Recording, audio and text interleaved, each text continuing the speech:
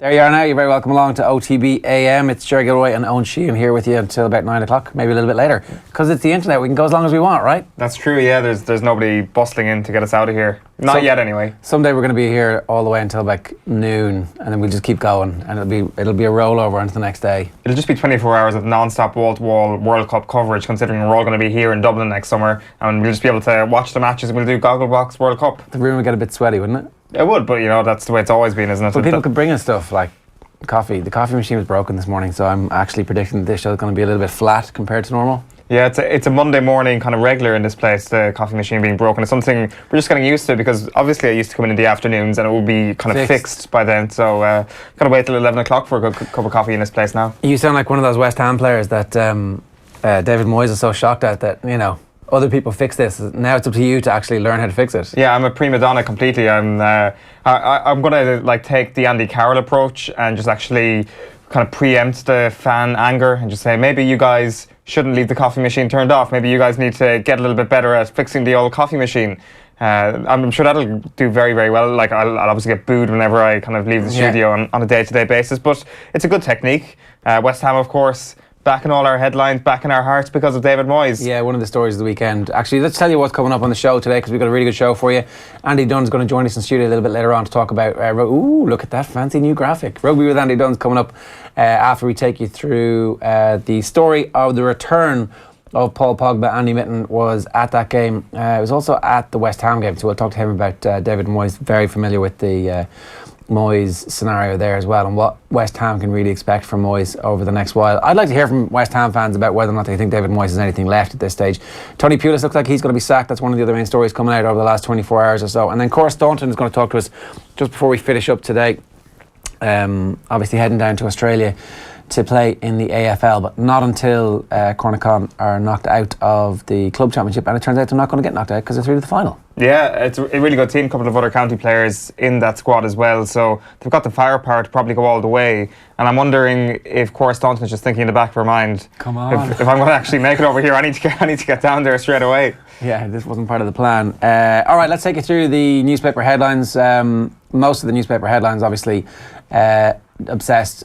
Well, actually, the photographs are all obsessed with Fenway Park because it looks so beautiful. It is one of the most emblematic and beautiful sports grounds in the world. So that's what most of the photographs are. But the headlines? Yeah, we'll start with the Irish Examiner, and we'll bring you the front page of the Irish Examiner sports section. Embracing success reads the headline. 4th Munster club title in 7 years for Nick Piercig. Shane Dowling there doing an amazing celebration really with his crutches. We'll bring you a couple of pictures of that a little bit later on, of him like joining in the team photo with his crutches waving in the air and stuff. Like quite possibly the best use of crutches since Jack McCaffrey getting up on stage to collect his All-Star earlier on, last month. It's like if John Terry was sound, and if John Terry was like did something that we all admired after he wasn't involved in a game, this is what Shane Dowling did. I think John Terry could learn an awful lot from what Shane Dowling did yesterday. It was an exemplary example of how to celebrate when you're not involved with the squad. Just a couple of other stories there from the front of the Irish Examiner sports section. The life of Brian, 5-time All-Ireland winner Sheahan announces retirement. You've got Boston Cream there as well, alluding to Fenway. And Donald Lenihan saying the win over Fiji may prove more beneficial than the win over South Africa. Yeah, well, they're obviously much better. I was at the Fiji game and everybody was at pains to point out that Fiji are higher ranked than Argentina at the moment, so maybe we should have expected a slightly harder game than we're going to get against Argentina next weekend. That's not to say we're going to annihilate Argentina with our first team. But if you've any views on that, we'll put them to Andy Dunn a little bit later on the show as well. Next up, let's take a look at the Irish Times and their sports section this morning. Hurling hits a home run with Boston's enthusiastic fans at the old ballpark. Nice piece here from Ian O'Riordan. Schmidt plays down talk of revenge. This is the whole notion that we owe Argentina. Well, obviously we do owe Argentina, but it's too late because you can't get revenge for being knocked out in a World Cup quarter-final by beating them in a November test when they're at the end of a season that they, I'm sure they care about it. And then the other big story over the course of the weekend, Shane Lowry, absolutely astonishing finish to the end of season tournament in Dubai. Ultimately, John Ram, who won the Irish Open, wins by a shot. Still 600 grand for Shane Lowry for his week's work, and Tommy Fleetwood wins the race to Dubai, so Fleetwood's also getting a wheelbarrow. What a year it's been for him. Everybody gets a wheelbarrow cash. Yeah. One for everybody. Oh, it really is. I think the season's ended just too soon for Shane Lowry. Like, people at the start of the season were like, where's his game gone? and I'm not sure how he's taken that criticism. I'd imagine he doesn't necessarily take it that well, but he certainly channeled it into some positive form here. He's in great form at the minute. What are you talking about? That's what I mean. I'm talking about earlier on in the season. He's had a brilliant autumn. You just kind of wish there was a major coming up next weekend. Yeah. Well, there's still plenty of money to be made at the end of the year.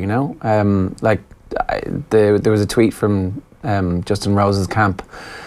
Rose, his caddy, and somebody else, I don't know, it could have been his psychologist, it could have been his manager, somebody were at the bar in Dubai. They were like, end of season, having a drink before the tour starts again tomorrow. So it's technically just rolls over, it's kind of non-stop. But there's loads of cash to be trousered, I believe is the correct phrase in this format. On the back of the Irish Independent, we've got the Fenway Classic as well. GAA's World Series ignores home truths. That's Eamon Sweeney saying the club championships show up the hurling classic for what it is, a cod. Carbery blows while their young gun facing time on sidelines after offering a glimpse of future. Dick Clerkin writing about the dub snub, saying it's damaged the brand of International World Series. And Beyond Football reads the other headline there. Christie in tears after abusive post-Denmark tweet, says James McLean. Yeah. What do you think about the Fenway Park or the AIG Fenway Park thing? Is it a necessary evil? Is it something that needs to be done in an attempt to grow the global brand of Gaelic games? I know that's a fairly tenuous thing to say. Like, what are the actual results of this thing? But there's nothing wrong with this twee notion that the diaspora in Ireland will benefit from this, is there? The Kildare hurling manager says that this money should have been spent on the lower division teams, and how much good work could have been done. How much money is there actually being spent on this is what I question, and how much can that actually turn the fortunes of a struggling county? Yeah, I actually think that the money's all coming from sponsors, so it's not like the sponsor's going to pay to be associated with Division 2 and Division 3 and Division 4. Not. Hurling in the same way they're going to pay to be associated with the opportunity to go to the States where they have a very large footprint anyway, I think. And it's about creating new pockets of resources and investments. And like I say, you don't like it, don't watch it.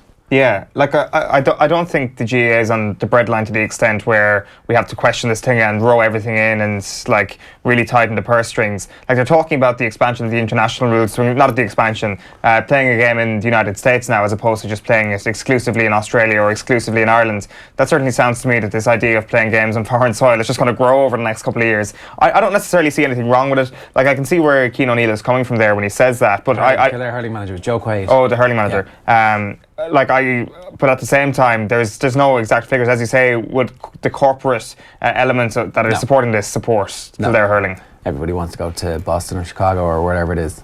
Pretty much, yeah. Including the Dublin footballers, loads of pictures of them celebrating in America with the Cups too. Let's bring you the Times, the Irish edition. So Christie left in tears after racial abuse. This is like absolutely disgusting stuff from a bunch of scumbags on Twitter. And sometimes you really wonder about actually talking about them because maybe that's all they want. But anyway, Pulis likely to be sacked is their lead story from football, and Walsh will be at Cheltenham. This is the story. Ruby Walsh broke his leg after an absolutely horrible fall at the weekend. But one of his racing colleagues reckons that he will be back in time for Cheltenham. Faugheen there as well on the back page. Should have been Ruby, I presume, writing that. But unfortunately not. I think... Who was it? Paul Townend writing it and said, the weekend of comebacks, you might say. Zlatan said, a horse doesn't recover like a human. And he's probably right. It took Faugheen like 2 years to recover, whereas Zlatan was back in 6 months. 36 years of age now, 37 years of age. Unbelievable performance from him. Did he not say a lion doesn't record? Oh, right. Well, that whole analogy really died in its feet there. Unless there's some like thoroughbred line that we can all get behind in Irish sport. I may as well show you the back of the Irish Daily Mail because it links in with that McLean story as well.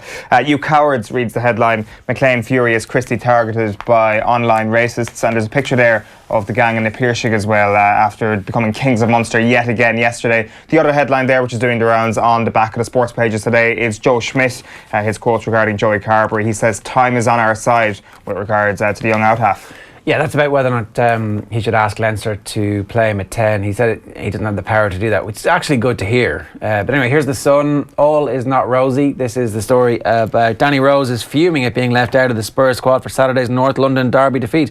Now, this is the Sun newspaper, which of course broke the exclusive during the summer that Danny Rose wants to get paid. So if there's a story in the Sun about Danny Rose, you want to believe that it is absolutely true, because obviously he's cooperated with him in the past trying to get his money.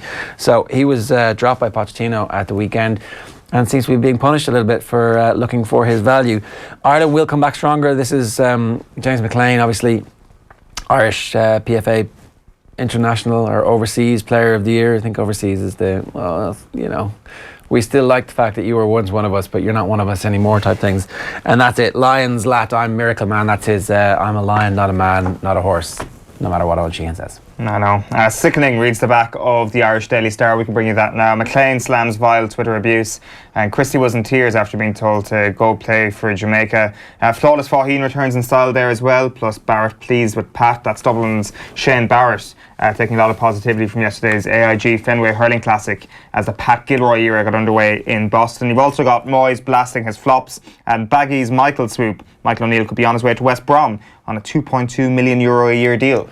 Good man, holding out instead of. There was a story about Chris Coleman going to Sunderland, right? That's he's in line for €1 million, £1 million bonus if he saves them and gets them back to the Premier League. And it's like, hang on a second, that's two things. Yeah. I want £1 million for keeping us up, and then I want £1 million for next season for getting us into the Premier League. Absolutely, I think Michael O'Neill going to West Brom would just be a win-win for everybody there. The whole irony about this though is if West Brom end up sacking Tony Pulis, they're suddenly thinking to themselves, right, we're in a relegation battle. Who is the best manager out there to save us from relegation? Well, it's Tony Pulis. But in terms of actually creating a footballing philosophy that is conservative in terms of surviving in the Premier League, but giving them some sort of hope, Michael O'Neill would be a great appointment. On to the Herald. Zlatan, no doubt. Ibra returns for Reds ahead of schedule. I mean, it's a bit of injury news that kind of we knew. So I don't really get this whole cult of Zlatan recovering from injury and Whites in any way. Weren't they a worse team when he was playing last season than they are right now? Aren't they a much better team when Zlatan isn't one of them? Maybe he's just a good plan B to have. Completely. Once you strengthen the squad, you've given yourself a huge chance of actually catching Manchester City, because Manchester City are not going to fall to some sort of dead end this season, it seems. Everybody who comes in is on a different level and their strength and depth is incredible. Then when you get to this Manchester derby next month, which is going to be one of the games of the season in terms of the hype around it, you'd suspect, like, you're going to need to be able to go for 90 minutes with an unbelievably strong squad. I don't think this thing is done though. I think you look at Manchester City on Saturday, you look at a very shaky Vincent Kompany, who's going to have to play quite a lot now since John Stones is out. Vincent Kompany could be the thing that collapses this whole thing for Manchester City. Just get Virgil van Dijk in the winter, according to one of the back pages of the transfer. Possibly written by Virgil van Dijk's agent. Maybe. That'll be a masterstroke on his part, not on Manchester City's part. On the back of the Mirror, also in transfer news, it's Daniel Sturridge.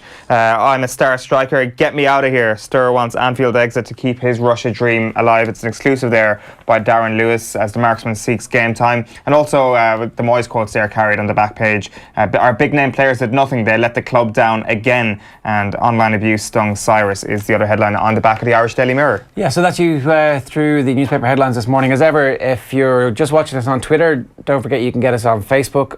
If you don't have either of those, then you can always get us on YouTube. That's youtube.com/offtheball if you want to get in touch with us. And what was that? Oh, I forgot to do. Oh, yeah, good point.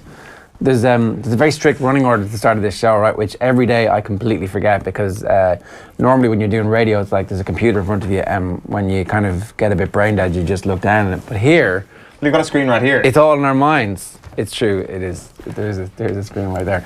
So anyway, one of the big stories of the weekend was the anger is on. There's a lot of angry people out there. Who would have thought it? Twitter is an absolutely horrific place at the worst of times. And it kind of really reared its head in more horrific ways than other ways. So I felt at the weekend for sure. Yeah, some of it was like kind of mildly amusing. Dick Clerkin got battered by two of the Dublin footballers, Jack McCaffrey and James McCarthy in particular. Dick's written a piece in the Irish Independent today deciding that he thinks the Dubs were a bit of a disgrace to snub the international rules. I mean, you thought they snubbed the international rules too, so you're on Team Dick here. That's a complete inaccuracy. I'm on the record on this very programme as saying that I completely understand their decision. Because there's you did say it was a snub. Well, yeah, but like a snub kind of entails that there's some sort of, Let's read these tweets. Okay. Dick Clerkin will be giving my assessment of this year's international rules and Mondays into Sport. I'll be calling out the Dubs on their snub of the series. Let's call it for what it is. James McCarthy, do some research. That's the 2017 equivalent of delete your account. But anyway, have done. And I see plenty of you were free to travel to Boston this weekend. Regardless of individual reasons, you can't deny the optics are damning. To say not one Dublin player could have made that trip simply is incredible. Don't need to train for a trip to Boston, says Jack McCaffrey, tagging in from James McCarthy. It's like good old-fashioned WWE. You'll have to forgive some lads for trying to give something to their clubs at the tail end of a season. Ooh, zing. James McCarthy, do you even know who was asked? You have no idea.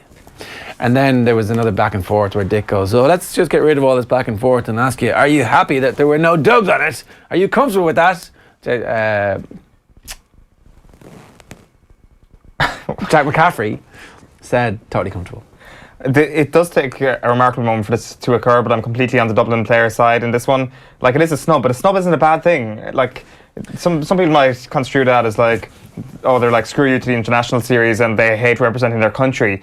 Like, they are at the end of a long bruising season. Mayo are at the end of a longer, more bruising season. But, you know, Dublin are All-Ireland champs. They've got every right to go and parade Sam Maguire all around the world. Do you know what? If Mayo snubbed the international rule series, I'd be like, fair enough as well. This thing isn't that important. I really enjoy it. I get up early every single year to watch this thing. I enjoy the sport. I enjoy seeing all these players playing this hybrid game. Yeah. And they're players from different counties, but it's not that important. It doesn't matter. It doesn't matter. I think that's the key aspect in all this. This does not matter at all. And if some people are going to have some crack, great. And if some people aren't going to have some crack, who cares? It's like the notion that this somehow is the be-all and end-all of the culture of the GAA, which is like seems to be the implication. Oh, it's a snub. It's only a snub to something if it matters, and it doesn't really matter. Kind of. Well, I think we're getting into semantics about what the word snub actually entails, to be honest with you. Okay. But go to Dublin players. You know, I'm on your side, and once we're back on the pitch, that'll change. Self-hating Kerryman says up the Dubs. Yeah, exactly. Go to Dubs. The other story this weekend was at the Arsenal Twitter account. Yeah, the Daily Mail in the UK published their Arsenal/Spurs best 11 last week, and they picked the entire Spurs team before the game, which I thought was quite amusing. And after the game, of course, Arsenal winning 2-0, they replied to Adam Crafton, the Daily Mail journalist in question, with this gif of Mesut Ozil kind of winking at him with the winky emoji. And there's just been kind of a level of outrage about this that Arsenal, because naturally, of course, after this happened, the amount of abuse that this journalist got was horrific, as is often the case when you get a prediction wrong or are made to look a little bit silly on Twitter. But the point here is that Arsenal poured oxygen into this hatred that this journalist got. And that kind of sparked its own sort of Twitter argument, as saying, should clubs be doing this? Should clubs be getting involved with journalists? And to be honest with you, this journalist writes for a publication who would want the clicks. This is a guy who would want his work to be read. And as a result of Arsenal's tweet, more people saw his work, which is the one upside to that. The other thing is there is no question that he got a lot more hate because of that Arsenal tweet than he would have originally. The hate seems inevitable now.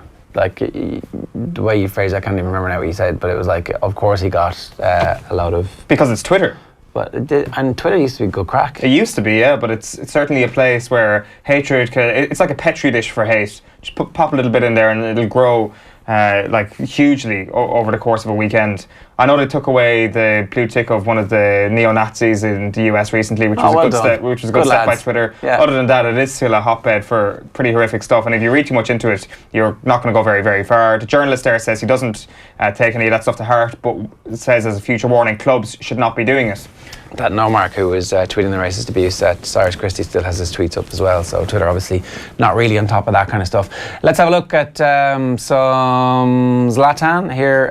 Obviously a big weekend for Manchester United, primarily because of the quality of the football they played. Obviously the result was hugely important, but I guess from Manchester United fans' perspective, it's great to see them back playing the type of football that everybody thought they were going to be capable of when they signed Pogba in the first place and when they made the rest of the signings last summer. But getting the the headlines at the moment, here's Zlatan. Feels special, different day, same quality only, so I'm not worried. I'm not worried at all because I know what I do. I train hard, sacrifice a lot, and it's my head that is playing. My knee just need to follow, so I'm not worried at all. It's a remarkable recovery. You come back a good month early, probably. Was there ever a moment you thought it might not happen? No, because lions, they don't recover like humans. We're doing lions again, yeah? We do the lion again, yeah. Right. It was Lions. Andy Mitten of United We Stand is with us. Andy, how you doing? Good morning. I'm fine, thanks. So listen, before we get on to the return of Pogba and the return of the Lion. Just wanted to ask you your perspective of social media and the Twitter trolling that happened at the weekend. I guess we just have this point in human history where the polarisation of communication and the partisanship of communication seems to be the thing that people get to first. So it's bring the hate and then apologise afterwards seems to be what most people think. Yeah, I think that's a fair comment. And I travelled back into London last night with the journalist and I spoke to him, and he didn't take a lot of the comments to heart, but he got lots and lots of abuse. And I've had times where I've written articles where people have taken issues with it, even though you might think it's a fair-minded article. And the community will just, or a group of people can just round on you. And I've had times where I've just had hundreds and hundreds of abusive messages because people disagree with you. And there's a lot of hatred on there. I think you must know how to use it. I think if you start engaging with people, sadly, you're on a hiding to nothing a lot of the time. I don't think it's a good forum for reasoned and balanced communication. People can jump in on your conversations. I don't think people should be tweeting when they've had a drink. And there is a lot of hatred on that. There's a lot of very, very angry people on there. And I know some football players who they just walked away from it. They just let other people manage their account. They've tried to connect with fans, and it's almost impossible to do it. I thought that the Arsenal tweet, I don't think there's anything wrong with the GIF, I think you call them. It was the sort of thing that a fan does, but as you said, it injected oxygen and a level of abuse that I don't think was fair for a young, perfectly pleasant journalist to have. And then there are all sorts of associations with that. And I saw some of the tweets directed at Adam, and it's like, you work for the Daily Mail. And the Daily Mail is just not popular with a lot of football fans. But Adam is a bright young lad. He's from Manchester. He's done well. As I said, I travelled back into London with him last night because I'm travelling around a lot of games this week. And he was just sort of, for a young lad, I thought he took it really well. But I can see both sides of it. I can see, clubs are trying to be cheeky and to be funny. And Gary Neville made a point yesterday to Adam that you can't have it both ways. And a lot of fans, they have absolutely no sympathy with journalists whatsoever. Sometimes journalists can be living in a bubble as well. But there's no way he should have got some of the abuse that he's got, largely from anonymous, angry people. But that's Twitter and that's the internet, and that's how it's been for as long as I've known it. Doesn't make it right, but that's how it is. No, and it's very hard to ignore that when it's actually coming straight for you. Everybody always goes, just step away from your account. But actually, you kind of feel drawn to it. It's like a car crash happening on your own timeline. Yeah, and you read things about yourself, and you just think you want to engage. But I think sometimes it's just better to step back from it. And I write a lot about Manchester United. They're probably the most popular football club, but also the most unpopular football club. And I've had really reasoned debates with Liverpool and Manchester City fans, but very seldom is it on Twitter. You have to take it away from there or meet people in person, and it just amplifies, I think, the bad it gives. It gives people a voice, an anonymous voice, often an angry voice. And there are tools there. You can block people, you could mute people as well. But sometimes if you to do a piece where it attracts a lot of criticism, then it's just non-stop. Yeah. It just absolutely becomes non-stop. We'll talk about Man United in a minute, but I wanted to ask your opinion of David Moyes' situation and the way that he has handled arriving at West Ham with those egos and that talent pool that he has, and the difference in tone that he's taken versus the difference in tone from, say, his time at Sunderland and also at Manchester United. What have you made of the opening week, really, of the David Moyes era? I think David has got a huge job at West Ham. It is a club, and I watched them play yesterday. I spoke to people from behind the scenes there yesterday. I know David from his time at Manchester United and Real Sociedad as well. And I hope he gets it right. I know he's like persona non grata for so many people now. But I think underneath it all, I'm almost you're almost reluctant to do this publicly. I think there is a good man of integrity. I can see why he gets criticism. He's not been a success in his last 3 jobs, but he's got a big job at West Ham. There's discord among the fans. I was hearing the fans yesterday in the away end chanting "sack the board." They're not having a go at David Moyes yet, but he's walked into this environment where he said after the game last night, I don't know what the history is of what's gone on here. I'm just going to try and do my best and get this football club winning matches. But some of the players are not pulling away. Some reputations are not deserving of their reputations. He'll get them running. He'll get them fit.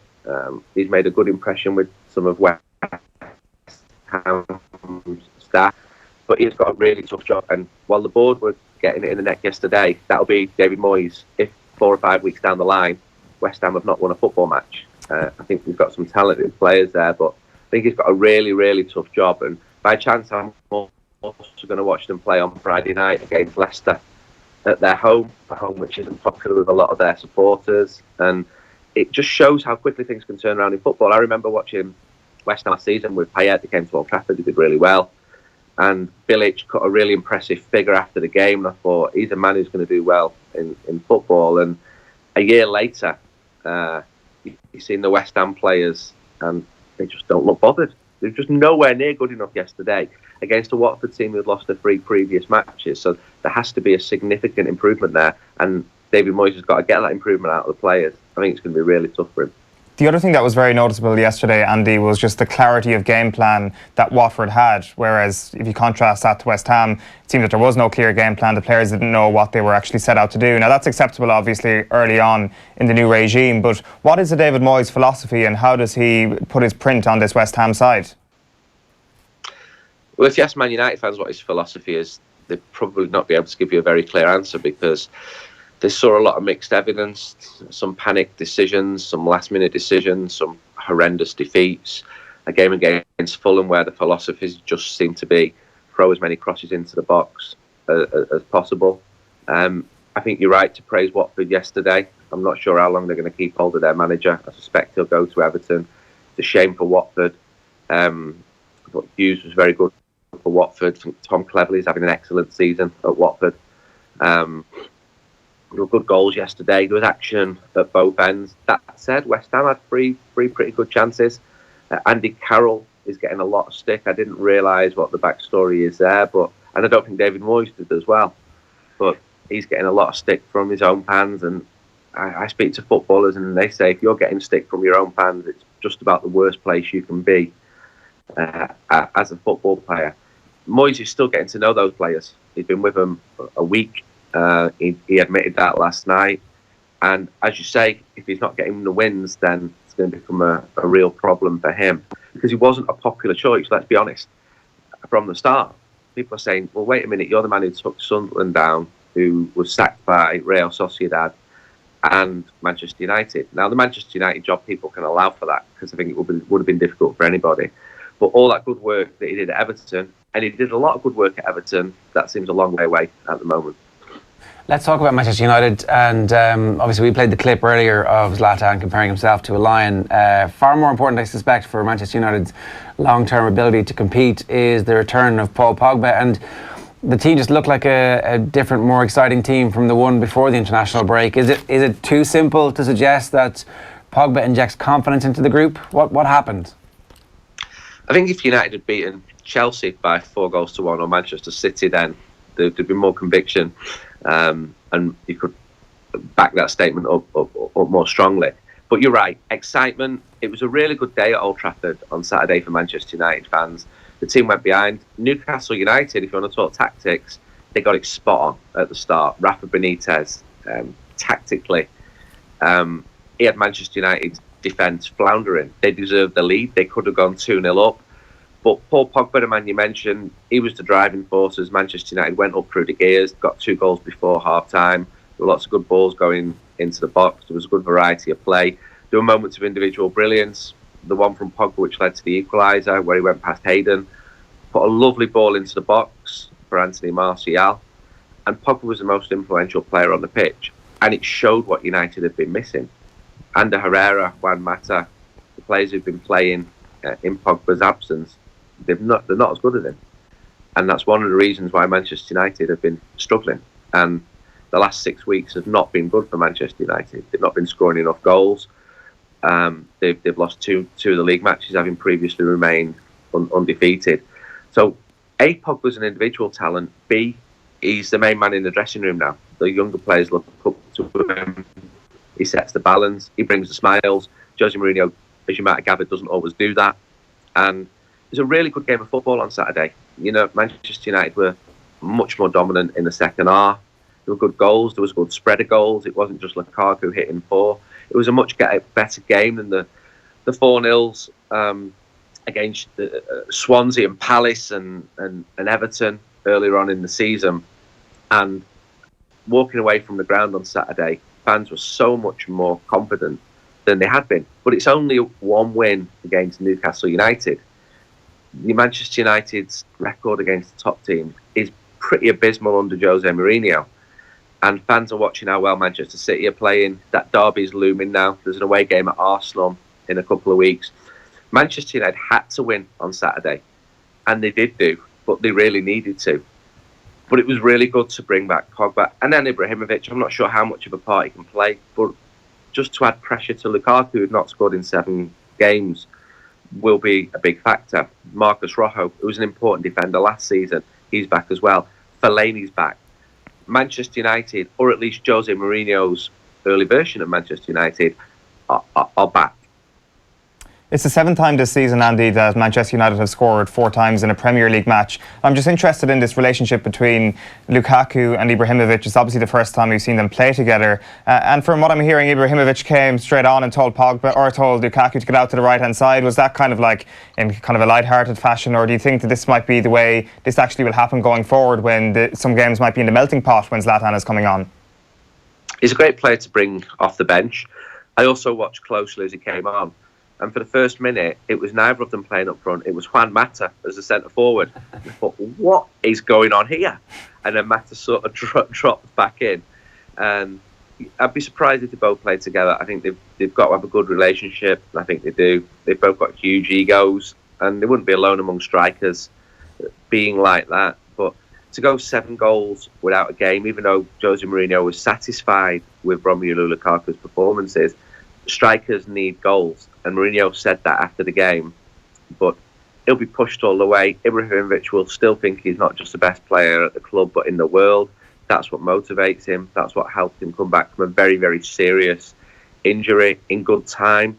It just gives Manchester United more options, and they've been lacking them in recent weeks. Even though they've got a big squad, the players who've been brought in, they haven't delivered as well as expected.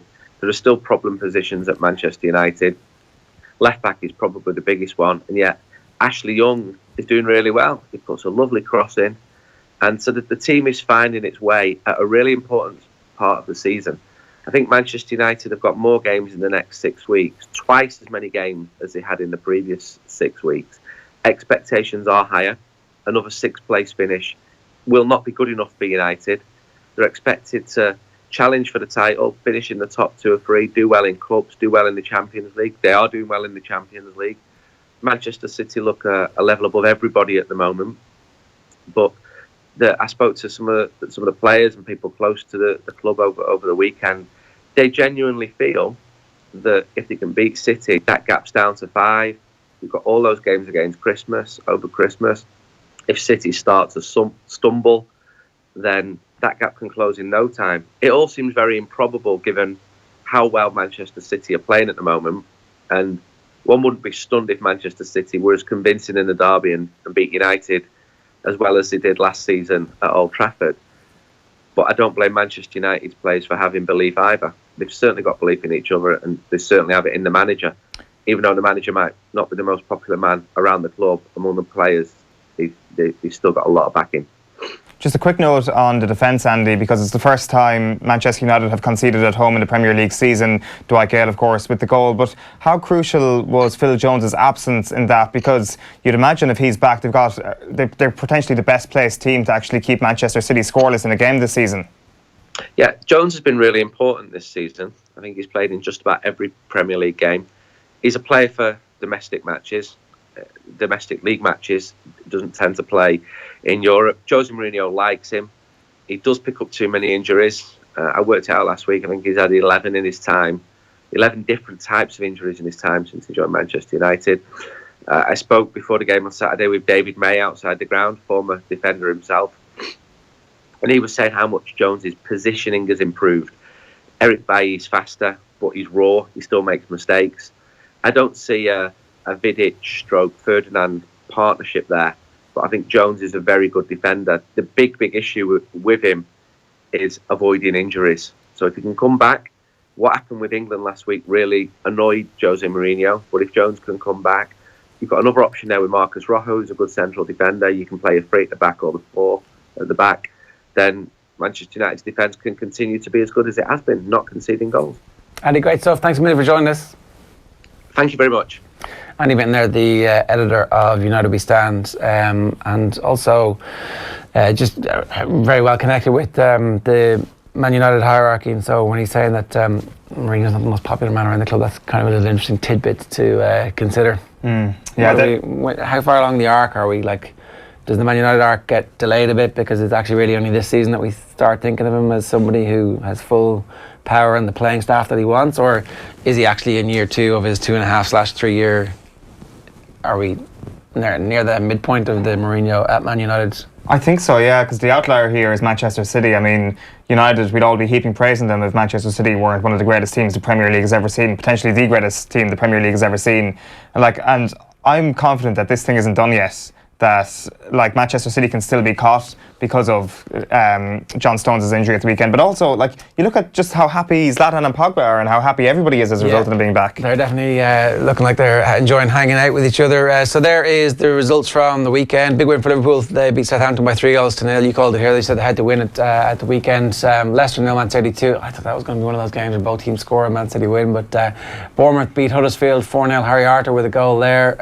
As we've just been talking about, a 4-1 win for United against Newcastle. Brighton and Stoke play tonight. Watford beat West Ham by 2-0. That's probably potentially the last game at Watford before we get a new manager at Everton, who managed to draw 2-0 with Crystal Palace under David Unsworth. And it was West Brom 0, Chelsea 4. Everybody saying that's the final nail in the coffin for Tony Pulis. And the big result of the weekend, obviously, Arsenal hammering Spurs by 2-0. Absolutely, what a win.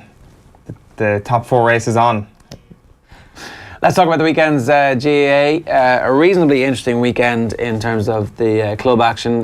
Where are we starting your roundup? Yeah, we may as well have a look at some of the images from our friends over at Info Sports. They've been around all the grounds at the weekend. One of the big results yesterday was, of course, Na Piarsaigh beating Ballygunner in the Munster hurling final. A huge result for them. Adrian Breen and David Breen combining for 3-5 between them. And they did it without this man, of course. They did it without Shane Dowling. So the Breen brothers really stepping up. There he is before the match. I think we're going to bring you a couple of images of him after the match. These wild celebrations of a man on crutches, as we were saying at the top of the show. Quite simply, one of the best crutches images. And we show you the team photo afterwards. It's pretty easy to spot Dowling there at the back afterwards. Jubilant scenes there. James Crombie of Info with those photographs. He looked like a messiah nailed to the cross in the last one. It was like celebrating. Yeah. At the end of that as well, I think we can kind of say that it's been something of a theme, injured players celebrating, because we'll bring you a photo here of Peter Healy from the Kilcormac-Cloughy match. They hammered Mount Leinster Rangers and Leinster, of course, yesterday. He'd come off injured earlier in the game.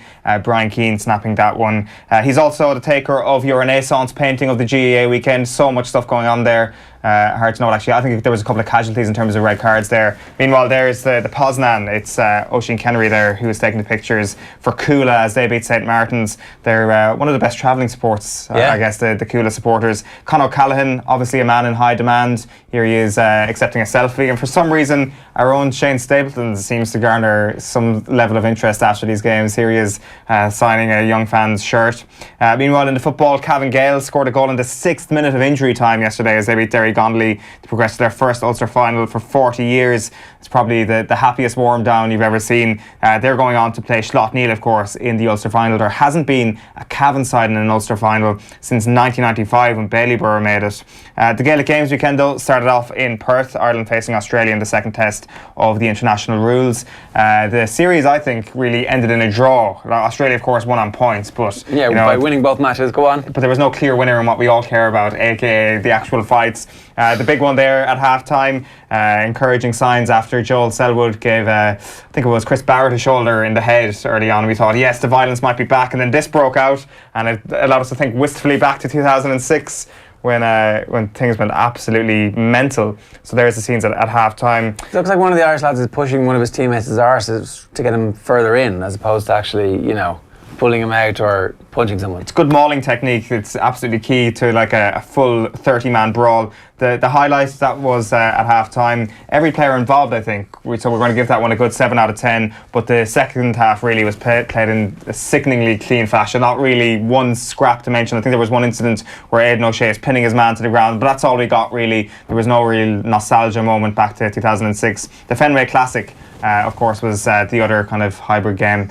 There is Clare and Galway in the highlight of the Fenway Classic. That little scrap. Nothing on the level of 2 years ago, though, when a mass brawl erupted. So overall, a really big disappointment of a weekend when it comes to the hybrid games, that there wasn't more fights, to be quite honest with you. Plenty of compromise rules. So David Tracy of Coola was speaking with our man Oisin Langan after another big win for Coola en route back to the Leinster hurling final. David, you took a while to get going, but when you did, you really found a rhythm. Yeah, we knew Martins would come with everything. They're young, really fit, physical. Their half-forward line especially, really physical side. So we knew for the first 10-15 minutes it'd be like a war of attrition. And we knew teams coming out of Leinster who haven't played each other before, there's always that degree of kind of feeling each other out. And for the first 10 minutes it was kind of frantic. There weren't many frees, the ref was letting it go, which is great. But it only took us about 15 or 20 minutes until we got a couple of scores until we settled down. It was that kind of 2-goal burst in the 17th, 18th minute that really did it. Can you run me through that from your position on the pitch? Look, it's just about trying to create some space inside, and that was kind of the plan. So got the ball, and we were telling our backs to get the head up and deliver a good ball in, and once Con gets the ball, he turns, and it was nearly a carbon copy of the goal that we got disallowed. So once Con gets 1-on-1, and Jake made a great run and thankfully put it in the back of the net. And then I can't even really remember the second goal. It just happened that fast. It was those moments when you can see a bit of an opportunity. We managed to capitalise that and then sit back and kind of keep going tit for tat until half time. Year into another Leinster final. Pat Gilroy and the boys are over in Boston at the moment. He's taking charge of Dublin for the first time in the Super 11s. You're All-Ireland champions. Is there a positivity about Dublin hurling now? Is there something in the air? There is something in the air. Or am I just reading? Oisin's still wistfully in the background, hoping that we can get back to that. But shall we leave it for now? Andy Dunn is here to talk to us about the weekend's rugby. A bit of a mixed response, I would say, to the Fiji game. A lot of people going, this is terrible, why the hell didn't we kill them? But like, Fiji ranked 9th in the world, ahead of Argentina, had all their superstars playing, really went for it. And I was at the game and they hung around for ages afterwards, signing autographs and meeting their fans. So like, it really meant something to them. Yeah, it's a huge result for them, even though they lost, to show how close they are to a side like Ireland, who are rated, albeit we played what is our second string. But there's 14 players took to the field for Fiji who either ply their trade in Pro 12, Top 14 or the English Premiership, so they know what they're about. Yeah, and they were pretty good. Absolutely, yeah. I mean, the cliche is they're creative, but they were actually, their scrum was reasonably good. I thought their line-out was quite impressive. Very simple line-out, very effective. They got the ball in early, used their athleticism and speed and reflexes to win a lot of easy, simple line-out ball. You see a lot of teams now overcomplicate the line-out, so those type of exchanges in set-piece play, as well as their obviously standard kind of creative stuff that they do, probably went unnoticed. Yeah. So everybody also is talking about these video sessions that Joe Schmidt's going to have with the players. What's going to be in today's that is the video nasty? I would have thought our inability to hold on to the ball on occasions. I think he'll probably go to town on one or two players who attempted offloads that either were into touch. Yeah, poor old Stuart McCluskey, I think, is going to shrink his way into that room, judging by what players talk about with the now famous reviews.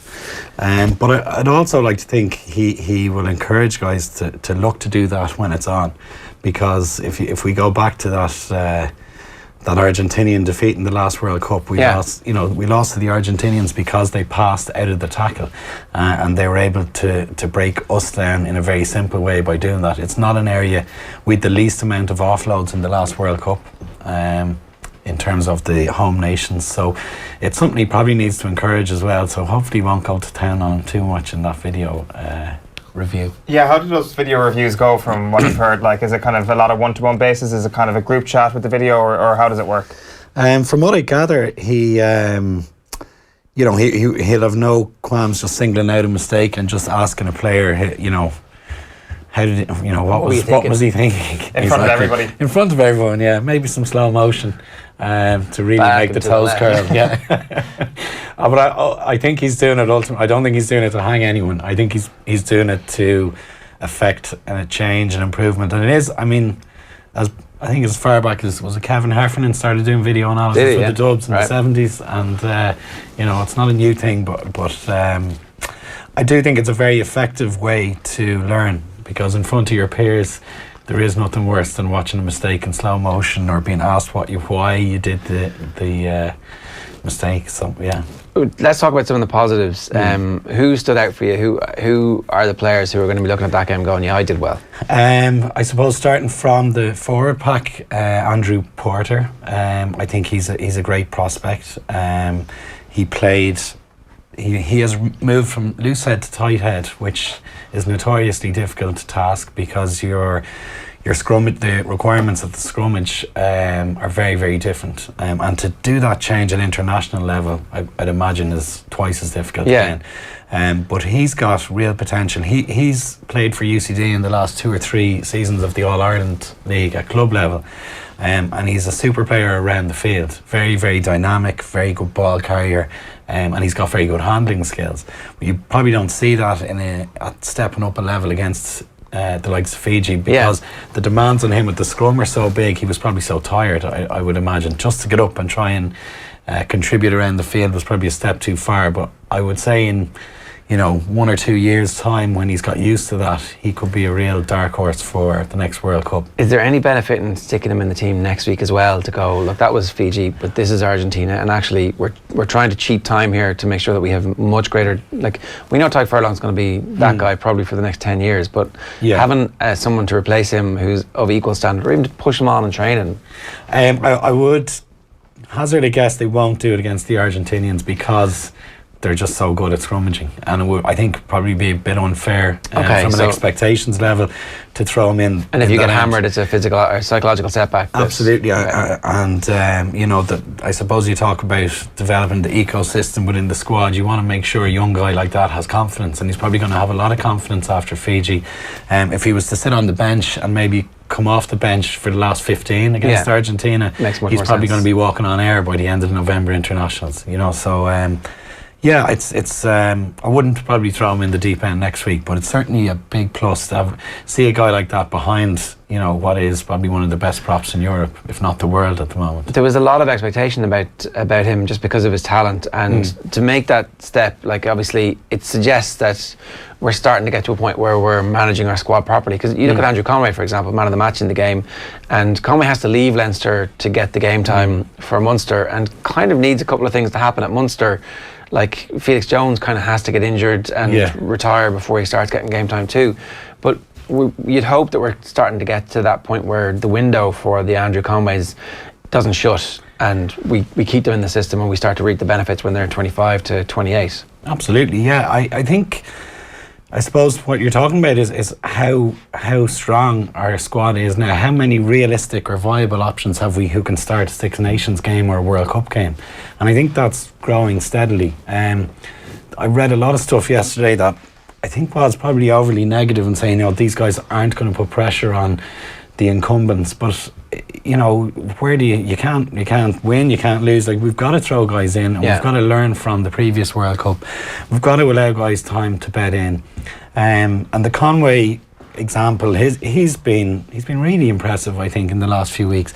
Sweetenham's another example. I think Sweetenham is a real Joe Schmidt type of player because of his mistake ratio or mistake index or whatever way you put it on data. He's not making many mistakes, and that's the type of player Joe likes.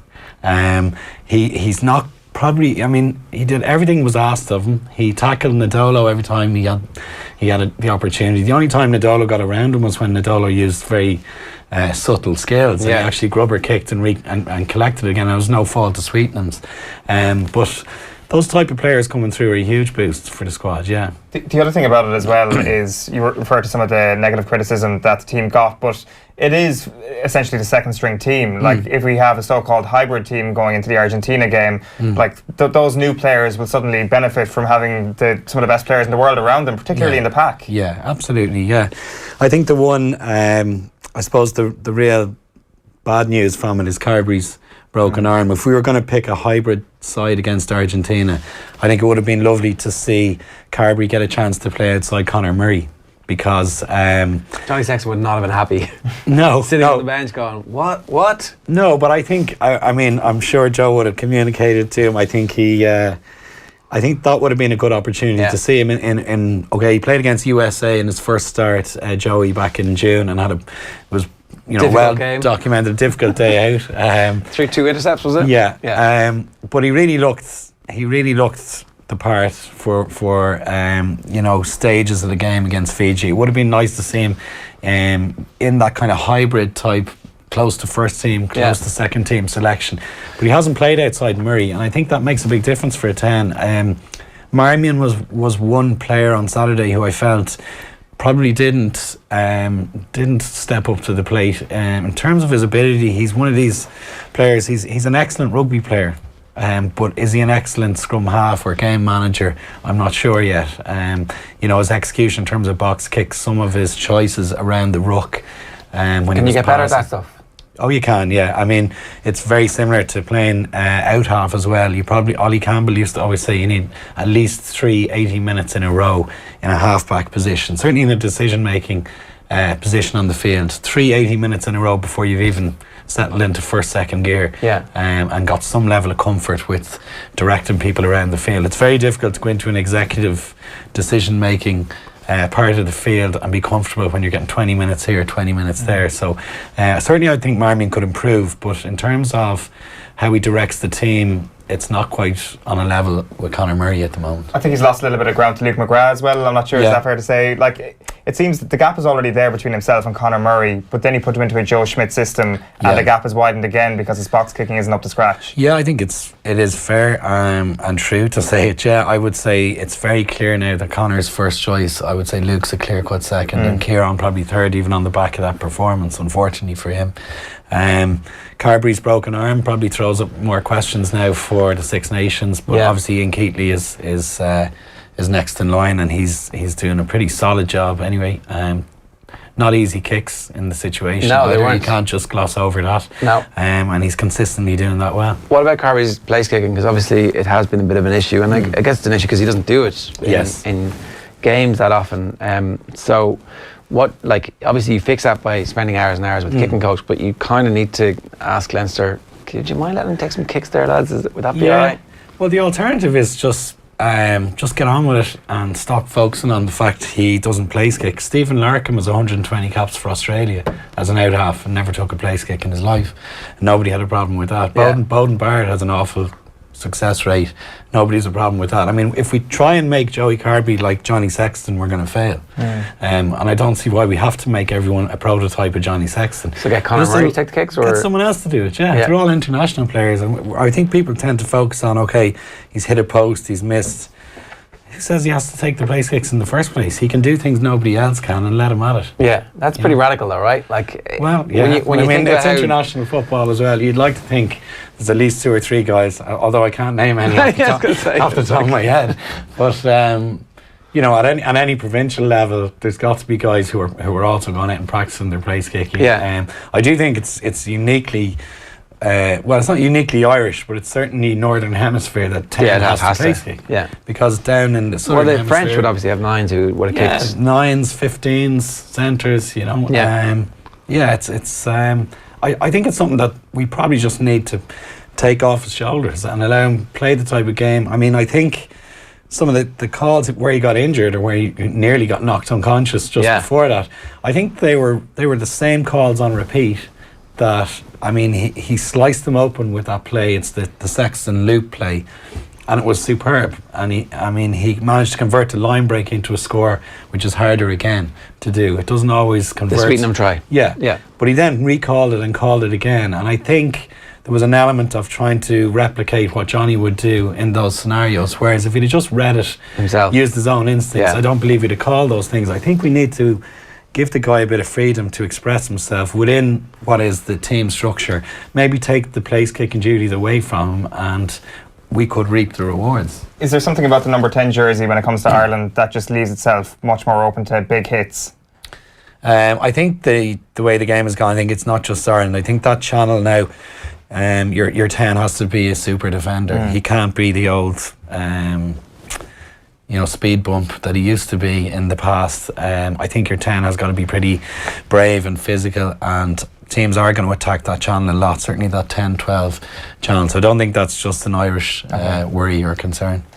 We're seeing the benefits of Cian Healy losing the weight and coming back from injury, in that Jack McGrath isn't at the same level that he was at when he was at the Lions, and just one of those players who probably has a bit of a hangover from it. And instead of us being completely screwed by that, we have this unbelievable angry talent who just wants to go out and crush the opposition every time he gets the ball. Yeah, and I think it's very instructive to see that his weight loss has helped him. I think it went under the radar that around 2010, 2011, the All Blacks completely started to trim down. So they tend to be like the market leaders in terms of innovation. They were one of the lightest packs at the last 2 World Cups, and they won the last 2 World Cups. It's probably a stat that doesn't get much airtime, but I think there's huge value in some of our front 5 players, even our back rowers, dropping a few kilograms. It doesn't mean you sacrifice strength. The strength and conditioning coaches of this day and age are so scientific. They'd be well aware that shredding a couple of kilos does not actually affect your strength. So it, if anything, makes you more mobile and converts your strength into a more dynamic and powerful type of attribute. Yeah, and he looked sensational. The try that got called back that he scored in the ground, like you could hear the whistle had gone, but a bunch of the Fijians hadn't, and he kept killing them. It was just like, well, he said on social media he still reckons it was a try with a wink, but it would have been a nice one to get given for him. The back row was obviously the most competitive. The back row and the back 3 at the moment are the kind of most competitive, although it feels like maybe the back 3 is beginning to emerge into this is the first choice back 3 and here's the first choice subs. With the back row as well, you kind of felt like Rhys Ruddock was on the verge of putting pressure on Peter O'Mahony, but maybe that didn't quite happen at the weekend. Well, I think Rhys, again, if I was to talk about Sweetenham, the similar kind of approach that Schmidt would take to a player like Ruddock, he does exactly what Joe wants more often than not. He mightn't do the extraordinary, but in terms of fitting into what Joe's structure is or how he wants certain parts of his game implemented, with absolute exactness, he's the guy that Joe would look at as a go-to. He probably, I wouldn't say he did anything to challenge O'Mahony right now, but I think he's a very, very viable option. I think Jack Conan, on the other hand, albeit, I mean, the try he got was very simple. I mean, it was a nice pickup and he was unopposed. But I do think he's got a lot of potential. He's again, much like Porter, much like Carbery, he's come through the club system, which is actually really heartening to see. He played in Old Belvedere. I was actually coaching him 4 or 5 years ago. Okay. So I picked him for his first All-Ireland League game, so that's where he learnt everything else. There you go. But no, even at that stage, he's a very mature guy at 19, 20, coming into senior club rugby. I think he's the type of player who carries himself very well in the professional squad environment, which actually matters, in terms of when you're in a decision-making role. Has the guy got a level of maturity and responsibility? Yeah. And do we trust him to make serious calls at line-out or scrum time? Conan is that type of player. He's very much captaincy material, for any teams he plays with. It feels like he's probably a year away from being able to deliver on all of his potential on a week-to-week basis over the full 80 minutes. You see snatches of games where he's absolutely sensational, or you see a 2-game stretch where he's great, but over the course of the season he hasn't put it all together just yet. Yeah, and again, I think that's probably something that just comes with time, building up a physical resilience and a mental resilience to the challenges of a kind of a relentless season that is happening now for guys at that level. To put 25-30 games back to back, maybe like Heaslip when he was injury free and at his peak. So very few guys can do that from an injury profile point of view, let alone performance. But I do think Jack has the physical characteristics to maybe do that in a year or two as well. Yeah. So he's second choice number 8 at this stage. That the back row is probably what it was for the. Yeah, it's hard to call. Like who's second? I mean, if you look at. Yeah, there's Stander, there's a lot of options, but I think he's probably just got in there on his dynamism, and his ball carrying. It was a bit of a letdown though, wasn't it, the breakdown on Saturday night, because like you can put forward this argument that Fiji were well up for it, but I don't really buy that because this is a second Ireland team. These are all fighting for a green jersey. Is it just potentially the fact that Peter O'Mahony and CJ Stander are so bloody good in this area that no matter who else is playing, the breakdown will always look bad in comparison to when those two guys are on the pitch? Yeah, I think it is. I think we had one or two counter-rucking situations where the Fijians were so aggressive and their body height was so low to the ground and they blitzed us when it was our ball. You don't see that a whole lot anymore, not at international level. I think it was kind of a trend for about 4 or 5 years, counter-rucking and shoving a team off their own ball, and then everyone just got used to it and said, right, that's not happening anymore. And the likes of O'Mahony and Stander, who are so good close to the ground, means they shore up our ball and we secure possession. And it looks easy, but their actual execution of it is brilliant. So probably just missed that on Saturday with the new combinations. Jordy Murphy hasn't played a huge amount of rugby, although he was right in the mix this time last year when we played in Soldier Field. But he's come back from an ACL reconstruction. It's difficult to hit the ground running and be maybe as effective at the breakdown as the lads have been, having had 6-7 games before internationals to get that strong. Do you expect many changes for the Argentina game? Like, what if you're Joe Schmidt, what do you do? What do you want to see from that game? I always get the impression Joe, first and foremost, wants to see a win just to keep momentum, because for all the damage a loss causes versus performance, I think he's pretty keen as a numbers man, safety first. He'll want to see a win, which I would suggest, that's stating the obvious, they all want to see a win, but I don't think he's going to sacrifice risk. I think he's going to pick his best side, and he's going to give him a run out before the Six Nations. I personally would love to see a kind of a hybrid selection again and develop another 7-8 names with another kind of stint at the international level, but I don't see it happening. I think he's going to go back to basics and pick his strongest side. Fiji ranked higher in the world than Argentina as well. I was watching their game against England 2 weeks ago, and I'm not sure is this kind of symptomatic of Argentina as a whole at the moment, but Juan Martin Hernandez looked terrible off the tee. Buffelli took a couple of kicks, and I'm definitely not going to call him terrible off the tee because I'll eat my words in years to come, because he's going to be one of the best players in the world. But is that an area that they're certainly struggling with, that if we are ill-disciplined we can get away with it? Well, it depends. I mean, I'm not sure is Hernandez fit. I didn't actually see it at the weekend. Potentially he got injured. If he is fit, he's mercurial. I wouldn't think we could afford to be ill-disciplined and get away with it just because they had a bad kicking display previously. The likes of Hernandez, he could roll out of bed the opposite way and knock over 9. So, there's a lot of ability in the Argentinian side, and again they're very dangerous in attack. I think they've kept true to their creative approach in the last couple of years that did so well for them in the last World Cup. So I think they're going to be dangerous against us. Yeah. Should be a good game. Anyway, more analysis to come on the radio tonight from 7 o'clock. Now, Mario Rosenstock. Oh, by the way, thanks, Andy. Nice, sir. Mario Rosenstock joined Joe and Paul Rouse to review the Sunday newspapers. Here's his take on the Shannon debate about the Rugby World Cup during the week. So when I think of Senate in Ireland, or when I think of senators, I think of Roman senators. I think of Senator Ted Kennedy. I think of Senator W.B. Yeats. I think of the great senators that we can mention. Even the word senator has an air of auspiciousness about it. Mm-hmm. But in Ireland, we have Senator Terry Leyden, who worries about ladies playing rugby. And there's a clip from what he said this week in the Shannon, and I'm going to try and enact it for you now. Okay. So we're going to turn into very much something like the RTE Radio 1 Tribunals sketches from the 2000s. And it says this. He's debating with the Fine Gael senator. Yes, he's debating Neil Richmond. Yeah. And we shouldn't be surprised, though, that there was a telling exchange last Thursday between two of our privately elected, publicly played for colossi on the Shannon floor. In the green corner was Fianna Fáil's Terry Leyden, a man who has said in the past that rugby was bad for women's health and that Adolf Hitler and Benito Mussolini were good Christians. In the blue corner was Fine Gael's Neil Richmond, a former Old Wesley rugby player and administrator. Terry Leyden. Look at, we're crying over spilled milk at this stage, lads. As far as the rugby's concerned, really, quite frankly, they made a bags of it. Let's call a spade a spade. What would you know, Terry? That's a ridiculous comment. Retract that immediately. We had a very good campaign. You don't know anything. Stick it up your what you know.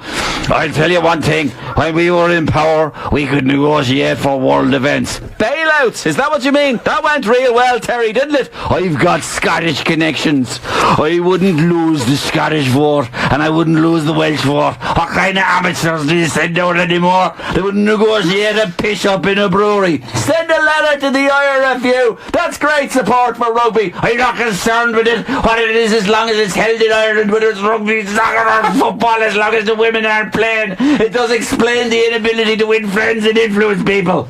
The end. Oh yeah, the fireworks in the Senate. They weren't actually as impressive or as enjoyable as Mario made it seem there, but that's yesterday's pay-per-view, available for download. You can get it on facebook.com/offtheball or on twitter.com/offtheball or on youtube.com/offtheball. Loads of comments rolling in. Cian Roach says, enjoying the early show, boys, tuning in from Vancouver. That's a pretty early morning for you, Cian. Thanks very much for being with us. Greg Mallon says, listening from Japan, love the show, a great way to pass the time on my way home from work. So late night, early morning on the way home from work, and breakfast time right here in Ireland. Derek Hennessy, is this really that important? Does a tweet like this matter that much? That was the Arsenal tweet, I presume, talking about it a little bit earlier on. And then Argentina look much better than Fiji, ignore the world rankings, says Willie Casey, because if you look at them, we should be in the World Cup semis every time. I mean, this time, Willie, we're going to make the World Cup semis. It's nailed on, right? We only have to get over South Africa. 2 years of hype all the way. We'll show you a little bit of the back pages. Embracing Success reads the back of the Irish Independent, or the front of its sports section indeed. It's the Piershik boys there celebrating Shane Dowling and his crutches there, hugging a teammate as they progress to the All-Ireland series now after winning yet another Munster title. One of the best GAA teams in club hurling to ever come out of Limerick, you'd suspect at this point. Are we doing the English ones here, or just the Irish and English? We'll do everything. We'll be inclusive. Great. So the Irish Times, their main story, obviously, they've got a picture of the Fenway Stadium. Looks amazing. Like, I reckon any chance we get to go there and hang out, and it doesn't actually cost the GAA anything. Why is everybody so pissed off of this? I don't know. It's on the back of the Irish Independent as well. GAA's World Series ignores home truth, so they're taking a bit more of a negative angle on it. There's Noel on Periscope says, I enjoyed the Super 11s and the players enjoyed it, and Eamon Sweeney's article is just begrudgery. That was the front page headline there. A very special type of Irish begrudgery. You can't begrudge something unless you're Irish, is what I think. The Brits don't do it. No, they don't. It's always classic Irish begrudgery. There's no such thing as English begrudgery. No. Eamon Sweeney showing it yet again. Let's have a look at the back of the Irish Daily Mail. You cowards reads the back of that one. McLean furious, Christie targeted by online racists. Yeah, we got the Indo as well. We do. I just showed it there a couple of minutes ago. Okay, Zlatan, no doubt, says the back of the Herald. This is the story about Zlatan recovering from injury, which obviously he was going to do at some point, but he did it a month faster than everybody else, so therefore we have to be subjected to days and days of him being called a lion. All is not rosy. That's The only pun in today's back page is Danny Rose not happy about being dropped for the Arsenal game. Yeah, sickening is the back of the Irish Daily Star. It's the McLean sliming the vile Twitter abuse that Cyrus Christie has received. And on the back of the Mirror, it's "I'm a star striker, get me out of here." Sturridge wants Anfield exits so that he can get into the England World Cup squad ahead of Russia 2018. Always with the cultural zeitgeist, obviously. I'm a celebrity, get me out of here. The guests were revealed this weekend. You know who they are? I think, did it not start last night, no? Yeah, last night. Oh, yeah. Did it not reveal the guests until the actual... I think it's like they arrived... I don't know. If you remind me... I don't know any of the guests. Right, no, I've seen a few of them, but they've gone out in one ear and out the other. I've completely forgotten who they all are. Bad from the Dubs not taking part in the international rules, says no. This is going to run and run, at least until we actually have something else to talk about, which now probably won't be until January when the proper campaigns start again. Let's take you to the back pages of the English newspapers, their sports pages. The Guardian is where we're going to start first. They have football and rugby on the lead. Moyes pleads for West Ham unity as fans turn on board. He's like, I have no idea what happened in the past. Not my problem, but the fans need to get on board here. Jones targets historic Six Nations hat-trick. He's banging on about getting a three-peat for England. No one's ever done it, apparently, in the Six Nations anyway. Presumably back in the old Five Nations days there would have been. And Damien Collins reckons athletes need more rights than an Uber driver, and they need proper representation. So I think UK sport is going to be undergoing a pretty interesting period of change, and most of it's going to be driven by Damien Collins and his select committee. So where next? On the front of the Daily Telegraph sports section, beaten and booed in baptism of fire, Moyes suffers miserable start to his career in charge of relegation threatened side. The Independent online. Go next. Angry Mustafi rejects exit talk. This was quite funny. He was talking about during the summer he was linked with a move to Inter. You like to get the shit, the biggest shit. You were asking me about it. It's your job from the people outside talking and thinking like they know everything. What happens in the changing room is the real thing. I don't understand why people talk about things they cannot know about. It's like, well, that's the whole point of transfer gossip and speculation, and probably because some agent who thought they were representing you and maybe trying to get rich off your back was spreading these stories, because maybe that's how most deals happen in football these days. That would have been clearly a calamitous transfer for Arsenal if he had been allowed to go in the summer. We'll bring you the back page of the Times UK edition now. Nope, we won't. So we have the Times Irish edition, which we've already showed you a moment ago, which is going to be good enough for now. I think we're onto the Racing Post now, where Christie left in tears after a racist abuse, and then the Pulis likely to be sacked is their lead story there. So you'd expect that one was the crack from there. We do have the Star from the UK and the Sun with Gay. What a shambles! Moyes furious, flops mess up on his return, and Coleman and cash boost. That was the story. That was the one.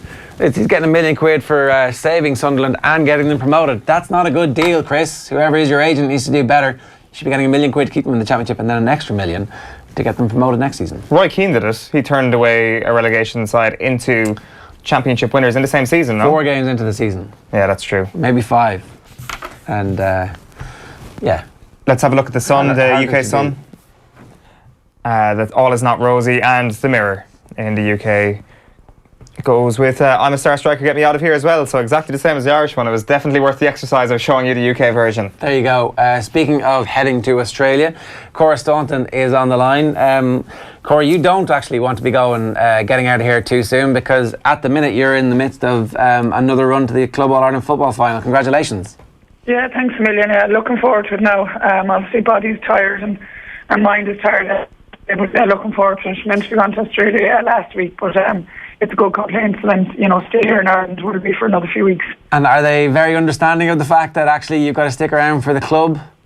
Yeah, I suppose when I went over, that was the agreement. I always told them that I'd be in honour, and when, I went out to the regular club championship, and, I said I wasn't really sure when that'd be, and just explain the situation over the last number of years, how far we got, and, that we'd be hopeful of getting to an All-Ireland final.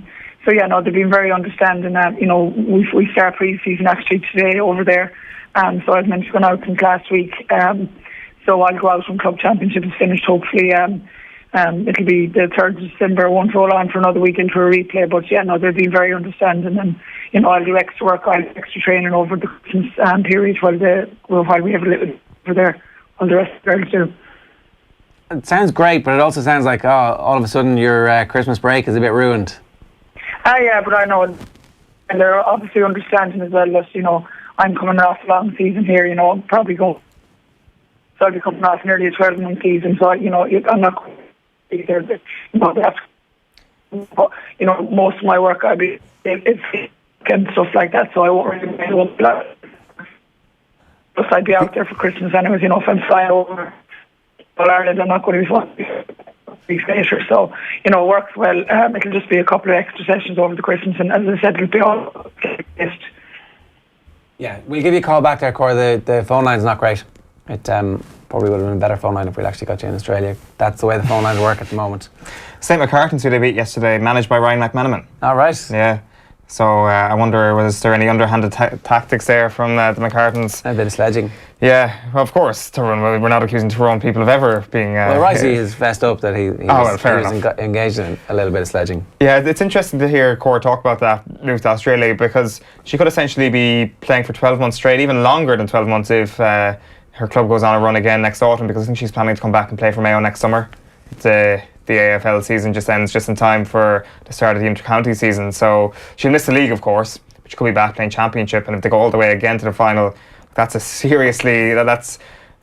fairly taxing season on the old body, isn't it? Yeah, I think we've got Cora back there. How are you doing? Yeah, how are things? Yeah, I don't know if you heard Owen making the point there that the seasons, they dovetail very nicely, but it does leave you with the potential to be a bit exhausted at the end of it.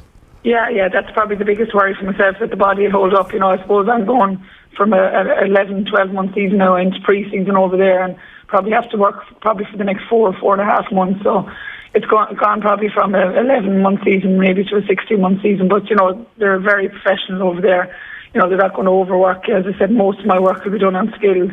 You know, obviously a small bit of fitness and strength conditioning, but most of the work will be skills. So, you know, I'm not too worried about that. Yeah, it'll probably, you know, I'll have to take breaks here and there, but, you know, hopefully it'll hold up till April anyways. And it's actually grand because the season doesn't really start proper until the first week of January. So I presume the last week of January. So that's like plenty of time for you to get up to speed. And then also, you know, as the season progresses, it will take naturally a little bit of time just to get into the ebb and flow of their game. Yeah, exactly. It's all a lot of different things, obviously, even learning rules and stuff. So, you know, on a Thursday evening over there, we've kind of an education evening where we learn a lot of that stuff. And yeah, just to get, you know, to the pace of the game, I think we'll obviously have a few challenge matches or friendlies early in January. Obviously, just even see how the game flows and on a normal, you know, 60, 65 minutes, see how that goes. But yeah, no, I'm looking forward to it. You know, I've watched a lot of the games from last year. All the material I kind of have it brought back with me, so I'm learning from that as well. You know, and I'm in constant contact with the club every week, you know, and asking them plenty of questions. So yeah, it'll really be just to pick up the skills of the game and getting the kick kind of perfected and learning, you know, the different kind of game plans and stuff that the team will be playing. But yeah, no, I'll pick it up, and I suppose, you know, going in after a long season, while yeah, it can be a negative, but also could be a positive that, you know, you kind of roll on into next season, which I've been doing anyways with Mayo for the last number of years. So, you know, I'm not really worried about that. How have the past couple of months been, Cora? Because obviously it was a very disappointing end to the inter-county season, but it seems you've been playing pretty much every week since then. That surely keeps your mind off the defeat to Dublin in Croke Park. Yeah, exactly. Yeah, it's very, you know, the Dublin match is obviously a huge disappointment, and one never really get over it in All Ireland final you've lost. But for the meantime, I kind of put it to the back of my mind, and, you know, we've rolled into club, you know, the week after All Ireland we did a county semi-final, and every week we've nearly played every second weekend. So yeah, it's kind of just taking the focus off it and just kind of focus on club, I suppose, and then, you know, I'll move to Australia and kind of focus on that. So, you know, you don't really have too much thinking time about it, obviously, but you're never going to, as I say, get over the disappointment of it. But, you know, the way life has been for me for kind of the last few weeks, it's been very hectic, and it's kind of going to be like that for the next couple of months. Yeah, unbelievably exciting, I'd say. Yeah, it's exciting, but you know what, I haven't really had time to think too much about it, because I'm going from week to week here with club, and, you know, I have to keep my full focus on that. And once that's over, I think I'll be able to kind of sit down and process everything, and I'll be probably on a flight to Australia doing that, I'd say. You've 5 All-Ireland titles with Carnacon already, I think. So obviously the club knows exactly what it takes to get that job done. But it's been 4 seasons since you were last in an All-Ireland final. So have things changed? Is it a different team now? Yeah, I suppose it's a different team. I suppose we've the nucleus of the girls that are there from the last number of years. I think yesterday was our 16th All-Ireland semi-final. So there is a lot of experience among a lot of the girls. We have a lot of new girls in as well that wouldn't have the experience. So there is a good, a good blend of youth and experience there. So yeah, we'll be hopeful. You know, it's going to be a huge challenge against Mourne Abbey, but the next 2 weeks we'll have to prepare for them and get ready for them, and hopefully we can perform on the day coming the 3rd of December. Obviously, one of the things when you go down to Australia will be being involved in a professional environment. What's your view been of the Irish attitude towards professionalism? Because I understand you were at Colin Cooper's testimonial. That, of course, has been well documented, the sort of backlash that received. Yeah, well, I suppose firstly in relation to the Colin Cooper's testimonial, like from my point of view, he was dead right to have it. Why not? He's given a huge amount of service to the GAA over the last decade and more. And to his club Crokes, and he's still doing that. And it's well documented. The testimonial, the money was going to charities and to two of his clubs. So I would back them 100% in relation to professionalism in the GAA. Would I like ever to see go professional? Probably not. Would it have the capacity to go professional? Probably not. In regards that I think we'd lose the likes of our clubs and stuff, and it'd be all focused on 25 or 30 individuals from 32 counties, that'll be getting paid to play. I don't think we'd have the capacity to do that here in Ireland. But I do think that, the GAA need to look at player welfare, looking after players, I suppose. It's well documented from the ladies' GAA point of view. Men are quite looked after in the GAA, but the ladies aren't, with expenses and, stuff like that. So I think if they get that improved year on year, that we can still go and play as an amateur coach. Yeah, I do also think, though, that a lot obviously rides on how successful you are, but I wouldn't be terribly surprised if the AFL started to come over and recruit, and there was this possibility for people to go over and play in their season and then come back and play championship in the Irish season, and actually that might not be the worst thing in the world. No, I don't think it will be, but the only thing now with the AFL, this year is fine, and probably next year we'll be able to do that, but because every year the women's AFL is going to increase. The next year there's 10 teams in it, so it'll go to a 6-month season, and the following year it's going to a 14 team, so it'll go to a 9-month season. So there won't be that possibility every year to come back and over like I'll be doing this year. But it is an opportunity for girls to go out and experience professional football. And obviously the contracts every year are going to be getting better, and it will become like the men, it'll become a fully professional where they'll be playing 9 months a year and have 3 months a year off. So it's for this year. Maybe next year you can work where you can manage both, but after that it's not possible. So decisions will need to be made if girls are approached to come over. Cora, great stuff. Best of luck in the final, and best of luck, of course, in Australia as well. Thanks a million. Thanks a million. No bother at all. It's Mayo legend Cora Staunton, and soon to be legend of the Aussie rules game as well. Just some breaking news. Jana Novotná, the former Wimbledon champion, has died at the age of 49. Novotná lost the Wimbledon final in 93 and 97 before eventually winning when she beat Natalie Tauziat in 1998. I think the 93 final was the famous one where she ended up in tears. Steffi Graf makes an amazing comeback, and she ends up being comforted on the court, but that would have been the one that the image that flashed around the world at that stage, and then ultimately she does win the title. So she's passed away at the age of 49. I guess more details will emerge from that a little bit later on. That's it pretty much for your lot today. Loads of comments coming through about the Super 11s, the international rules. A bunch of people saying that it's run its course and it's done, but it seems from the journalists who are there that there's an intention from both the AFL and the GAA to keep it going, and the fact that it's going to be like a match in Ireland and then Philadelphia and then one in Australia and then back in America would be like a trip of a lifetime for everybody. It would be. I presume they sat down and the Aussies were like, oh, I'm really disappointed we didn't get the junket this year, we got to play at home. And they were like, why don't we both get the junket every time we play it? Let's do it in a neutral venue, aka Philadelphia or wherever it might be. Have you talked your way onto this junket just yet? No, I've never been invited onto it, but I'm certainly open and available to any junkets regarding. Yeah, I've been on the Tour de France junket, but that's literally it. No GAA junkets. And well, I didn't get to go to the Chicago junket you went to. I went on an NFL junket, but that's it. Other than that, I haven't been on a GAA junket, so I'm available. All right. The list of Owen's junkets gets bigger and bigger and bigger. And we will obviously take coffee because the coffee maker is broken here. So if anybody wants to send it in, we'd be more than happy. Thanks very much for being with us today. If you missed us, we're on Periscope, we're on Twitter, we're on YouTube. Check out our social accounts and make sure you subscribe for notifications so we can let you know whenever we go live, because in future, whenever big news breaks, we will also be going live. So you don't want to miss out. FOMO.